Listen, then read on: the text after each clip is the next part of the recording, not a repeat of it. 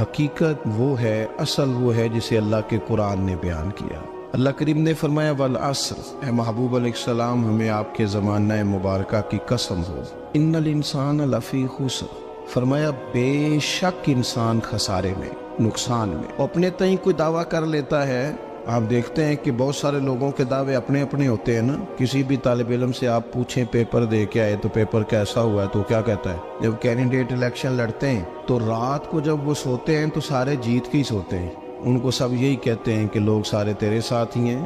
حالات یہ جتنے بادشاہ حکمران ہوتے ہیں ان کے بگڑنے کی بنیادی وجہ ہوتی ہے کہ یہ خوش فہمیوں میں مبتلا ہوتے ہیں۔ ہم میں سے بھی ڈھیر سارے لوگ ہیں جو خوش فہمیوں میں مبتلا ہیں۔ کچھ کہتے ہیں جناب ہماری نسبت بڑی تگڑی ہے، بھئی نسبت تو امام حسین سے تگڑی تو کسی کی نہیں نا، تو ساری رات نماز پڑھتے تھے، روزے رکھتے تھے، اللہ کو یاد کرتے تھے۔ آپ خالی نسبت پر بیٹھ کر عمل چھوڑ جائیں تو یہ کیسے ممکن ہے؟ تو اپنے اپنے تئیں لوگوں نے معیار کامیابی کے قائم کر لیے ہیں۔ اللہ فرماتا ہے کہ محبوب مجھے قسم ہو زمانے کی، انسان نقصان میں۔ یہ دن بدن جو وقت گزار رہا ہے تو اس کا نقصان، اس کا خسارہ، اس کا گھاٹا بڑھتا جا رہا ہے، روز نقصان میں۔ کتنا کتنا عمر کا حصہ لوگوں نے ضائع کر دیا، کتنے کتنے بہترین لوگ تھے لیکن روزی روٹی کے پیچھے وقت سارا برباد ہو گیا۔ یہ رزق حلال کے لیے دوڑ دھوپ ہو وہ تو بڑی بات، لیکن تکبر کے لیے اور خواہشات، بیجا خواہشات کی تکمیل کے لیے، ایک دوسرے سے آگے بڑھنے کے لیے بڑا وقت ضائع کیا لوگوں۔ اچھا کوئی بھی نہیں جیتا، خاندانوں میں بھی کوئی نہیں جیتا، برادریوں میں بھی کوئی نہیں جیتا، پر لڑائی ساری زندگی کی ہے، میں نے آگے گزرنا، میں نے آگے، حالانکہ کوئی کسی کو جیتنے دیتا ہی نہیں۔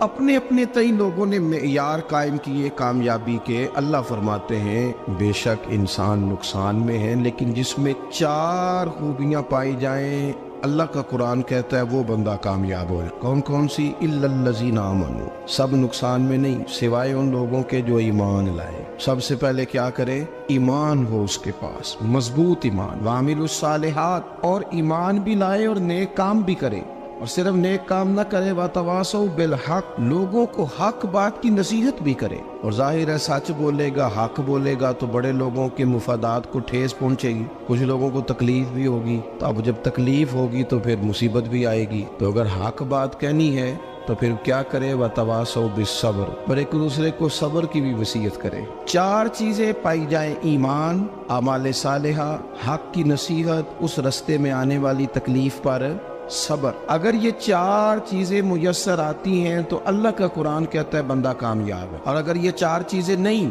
تو پھر کوئی بندہ جتنا مرضی دعویٰ کرے، جتنا مرضی شور کرے، جتنا مرضی اعلان کرے، وہ کامیاب ہو سکتا۔ سب سے پہلے تو اپنا ایمان پکا کرے۔